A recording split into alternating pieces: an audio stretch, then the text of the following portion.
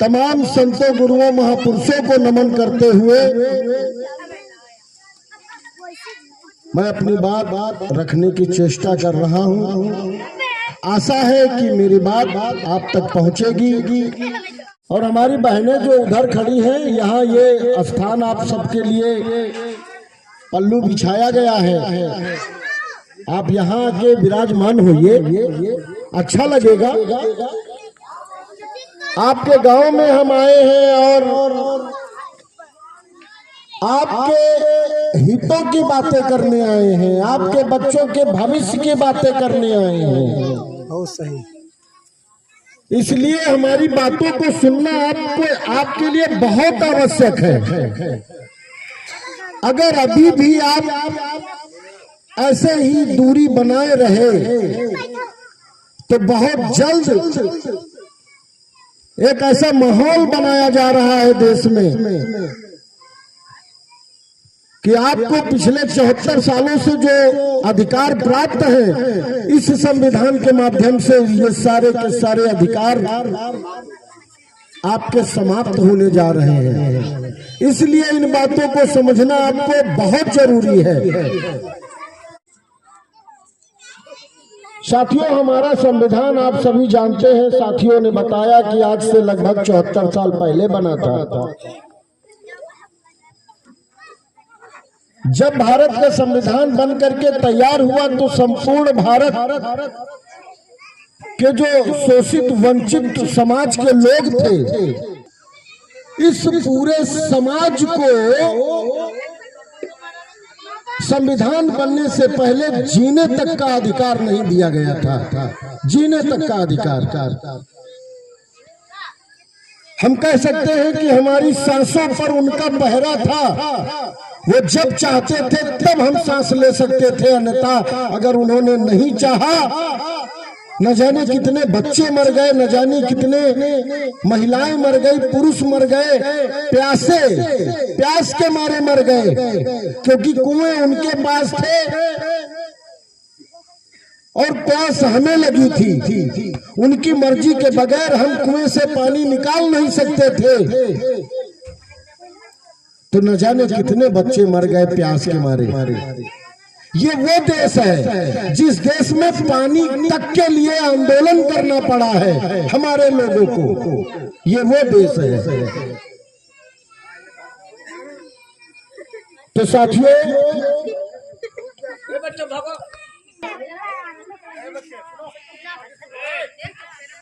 मुझे नहीं लगता है, और हमारे बड़े भाई मनोहर जी ने भी हमें अवगत कराया है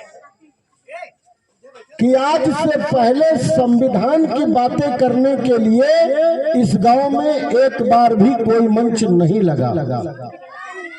जिस मंच से संविधान की बातें हुई हो, ऐसा कोई मंच आज तक नहीं लगा। राजनीतिक मंच तो लगे, धार्मिक मंच तो लगे, कीर्तन भजन जागरण सब कुछ हुआ। अगर नहीं हुआ तो केवल संविधान की बातें नहीं हुई। उसका एक कारण था, जो लोग संविधान को जानते थे या जानते हैं, वो लोग नहीं चाहते हैं कि आप भी संविधान को जानो।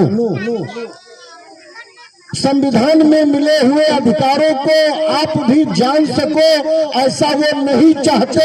इसलिए आपके बच्चों को उन्होंने स्कूलों में कभी संविधान को नहीं पढ़ाया। इसलिए संविधान के प्रति जागरूक होने के लिए कभी कोई अभियान नहीं चलाया, कभी कोई योजना नहीं चलाई कि स्कूलों में संविधान को नहीं पढ़ाया गया। टेलीविजन के माध्यम से हमारे घर हम तक सारी चीजें पहुंचाई जाती हैं, यहाँ तक कि नमक, तेल, साबुन, सभी चीजों के प्रचार होते हैं टेलीविजन के माध्यम से। हम सब देखते हैं, फिल्मों के माध्यम से बहुत कुछ सीखते हैं, धारावाहिकों के माध्यम से बहुत कुछ सीखते हैं। लेकिन ऐसी क्या वजह रही कि न तो टेलीविजन के माध्यम से हमें संविधान को सिखाया गया, पढ़ाया गया, समझाया गया, और न तो गांव-गांव में इस प्रकार से कोई अभियान चला करके संविधान की चर्चा की गई, संविधान की बातें बताई गई। साथियों, इस बात को हमने भी कभी नहीं सोचा, क्योंकि हम लोगों को बने बनाए अधिकार मिल गए, तो हम उसी में मस्त हो गए। एक मैं यहाँ पे बात कहना चाहूंगा कि ये जो फल हम खा रहे हैं पके पकाए हुए, ये जो फल हम खा रहे हैं पके पकाए हुए, ये पेड़ है हमारे पुरखों के लगाए हुए।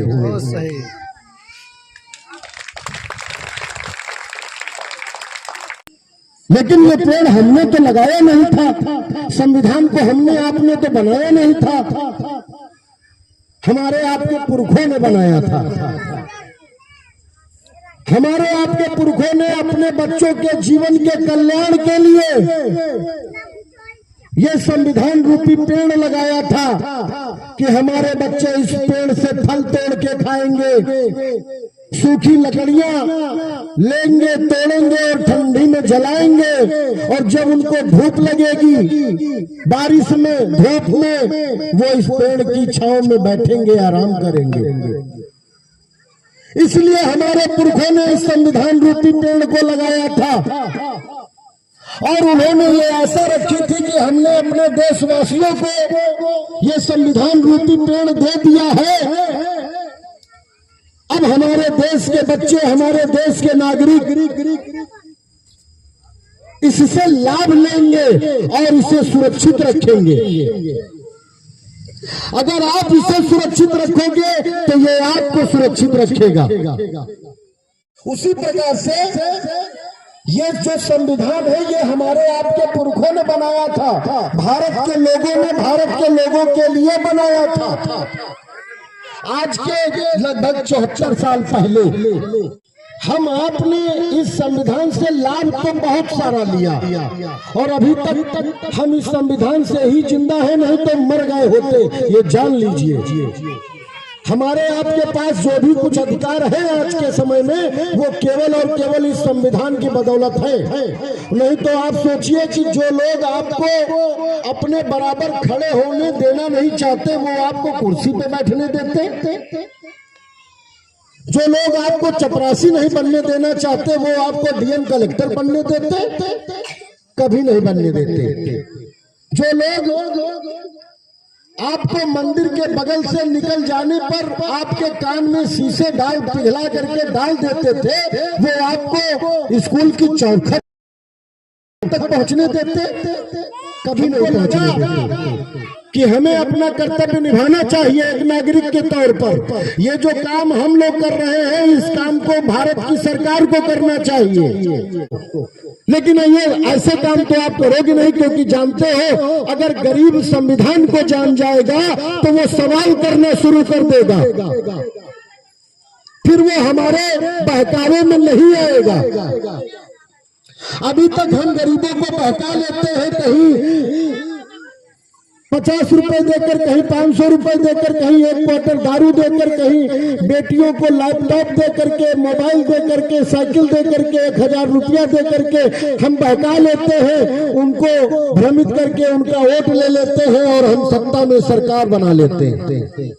सरकार बना करके 5 साल खूब लूटते हैं और फिर 5 साल बाद दोबारा फिर आ जाते हैं किसी नई नीति के साथ, किसी नए छलावे के साथ। ऐसा आपको संविधान के प्रति सचेत करने का ये अभियान है। ये जो राष्ट्रव्यापी संविधान यात्रा आपके यहाँ आई है, ये यात्रा लखनऊ से चली है और ये पूरे भारत में घूमते हुए दिल्ली में जाएगी। 1 साल इस यात्रा का समय है। इस यात्रा को 1 साल चलना है। 26 नवंबर 2024 को यह यात्रा दिल्ली में समापन होगा इस यात्रा का।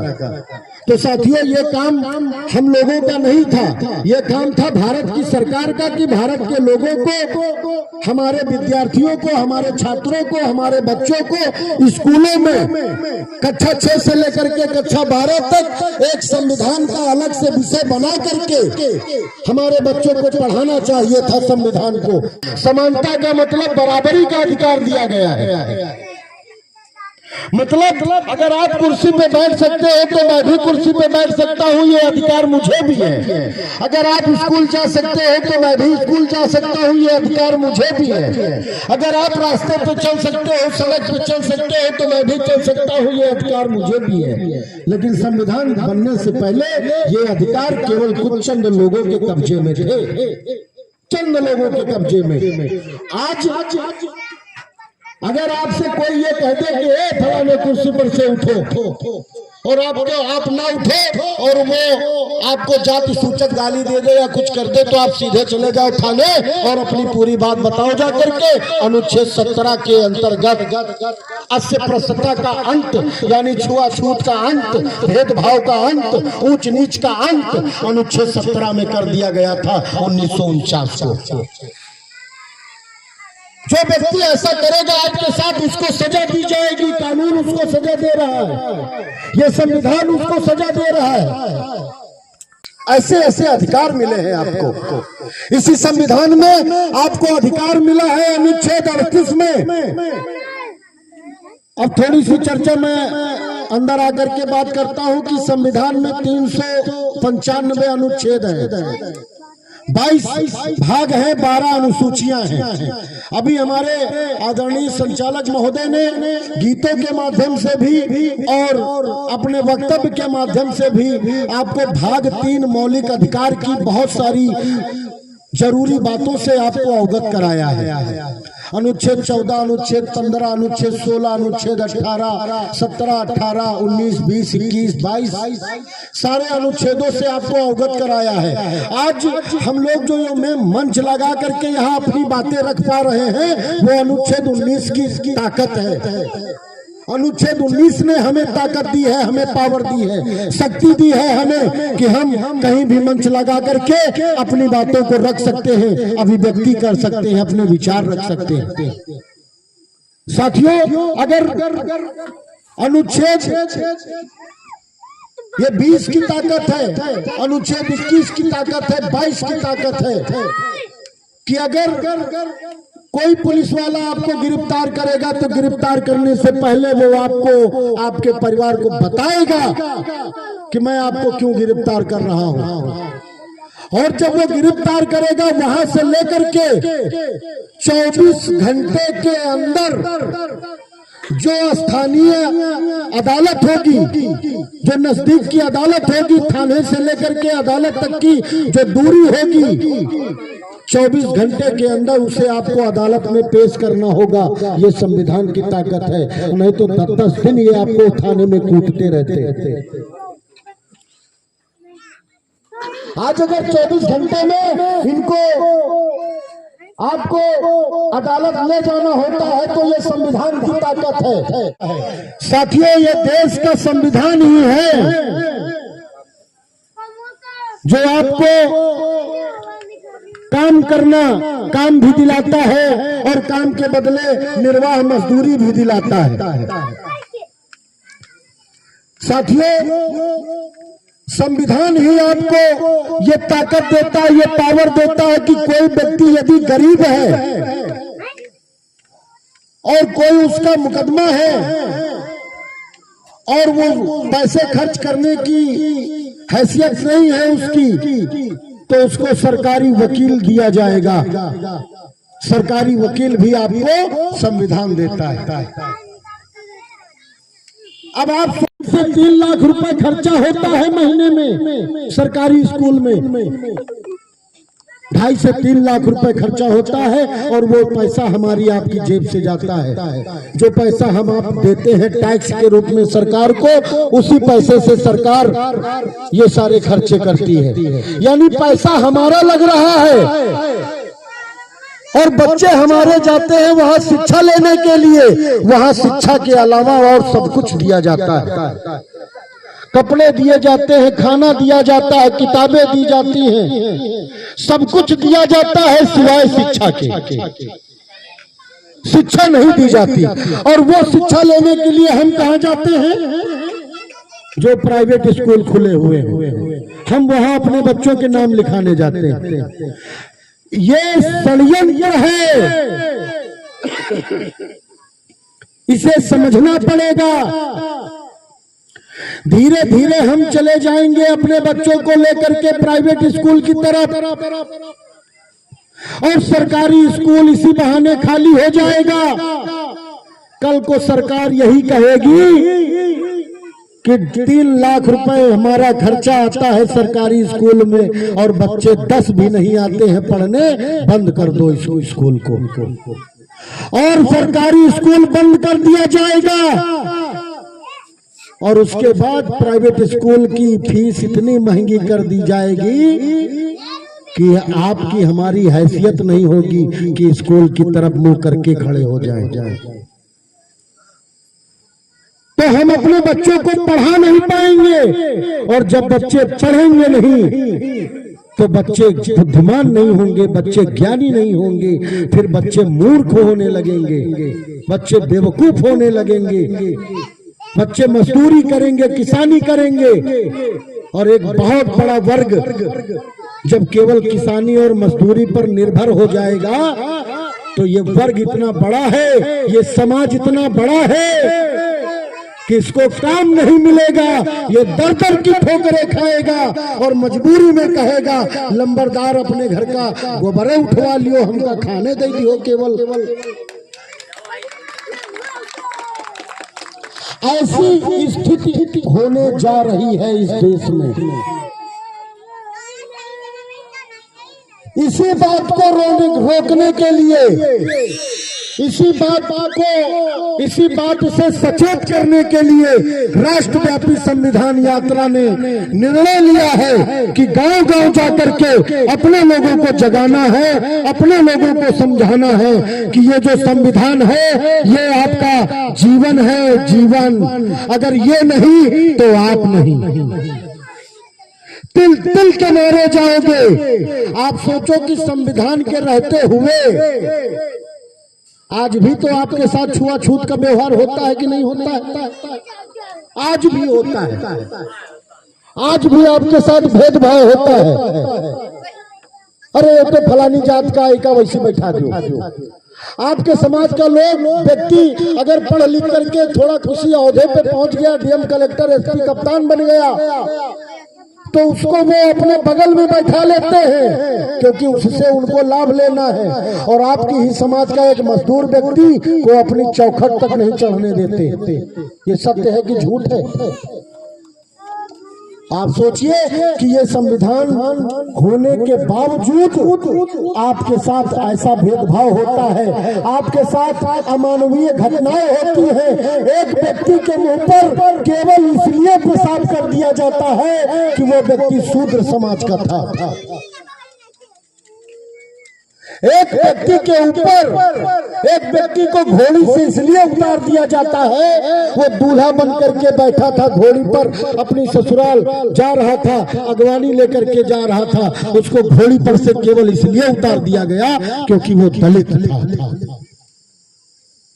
ऐसी ऐसी घटनाएं रोज होती हैं इस देश में। बहुत सारी घटनाएं मोबाइल और टीवी के द्वारा हमारे आपके जानकारी में आ जाती हैं, और ज्यादा से ज्यादा घटनाएं जानकारी में ही नहीं आती।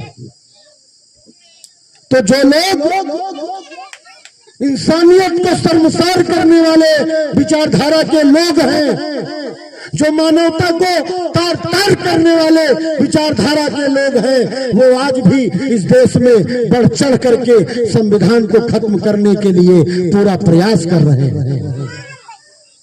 अभी आप देखिएगा, धर्म के नाम पर आपको इतना बेवकूफ बनाया जाएगा, राम के नाम पर बेवकूफ बनाया जाएगा, और पूरी तरह इस देश में पूरी तरह राम लहर लाई जाएगी। और इनका जो षड्यंत्र है भारत देश को हिंदू राष्ट्र बनाना।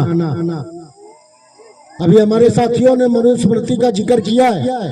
हिंदू राष्ट्र का मतलब मनुस्मृति से देश चलाया जाएगा, और मनुस्मृति में आपके लिए क्या है ये तो हमारे साथियों ने बता ही दिया है। इंसान को इंसान नहीं समझा जाता है मनुस्मृति में। जाति के आधार पर वह व्यवहार किया जाता है मनुस्मृति में। जिस दिन मनुस्मृति का कानून इस देश में लागू हुआ उस दिन आपकी जिंदगी बदतर से बदतर हो जाएगी। अगर आपको अपनी जिंदगी को बचाना है, अगर आपको अपने बच्चों को गुलाम होने से बचाना है तो आपको संविधान को बचाना ही पड़ेगा। और संविधान का बचाने का सीधा सीधा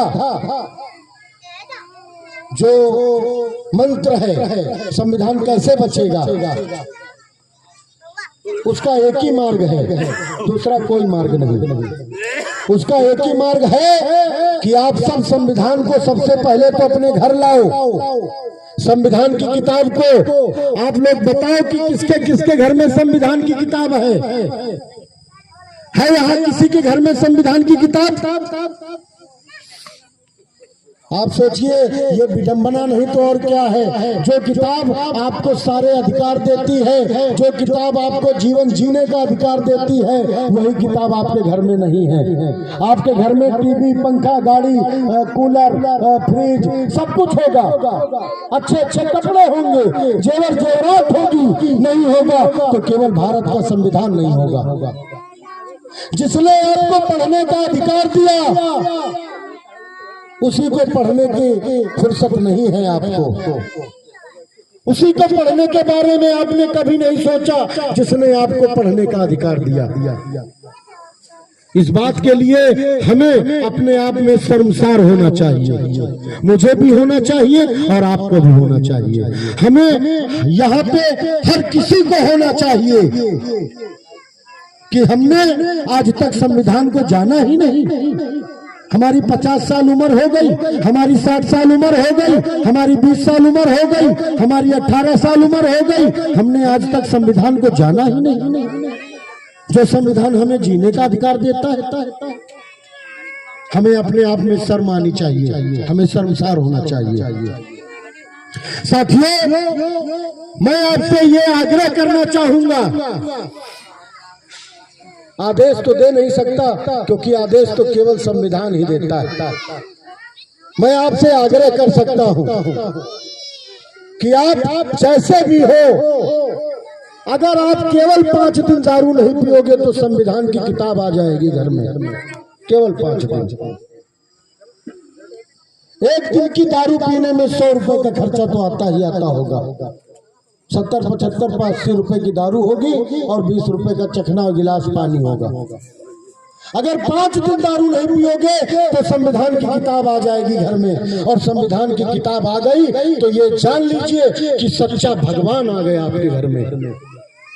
आप अपने बच्चों को बोलिए, रात 8 बजे सारे काम खत्म करके, रात 8 बजे पूरा परिवार इकट्ठा होकर के बैठिए और जो घर में पढ़ा लिखा बच्चा हो उसको बोलिए कि एक एक अनुच्छेद पढ़ना शुरू करे। रोज एक अनुच्छेद पढ़ो। 395 जब सफर शुरू करोगे एक से तो एक दिन 395 की मंजिल आपको प्राप्त हो ही जाएगी। 1 से 2, 2 से 3, 3 से 4, धीरे धीरे संख्या बढ़ती जाएगी। एक दिन पूरा संविधान आप पढ़ लोगे, समझ लोगे। हमारी माताएं बहनें भी आपको ये जो प्रसव के समय आपको जो भी सुविधाएं मिलती हैं, ये सुविधाएं भी यही संविधान देता है, कोई सरकार नहीं दे रही आपको।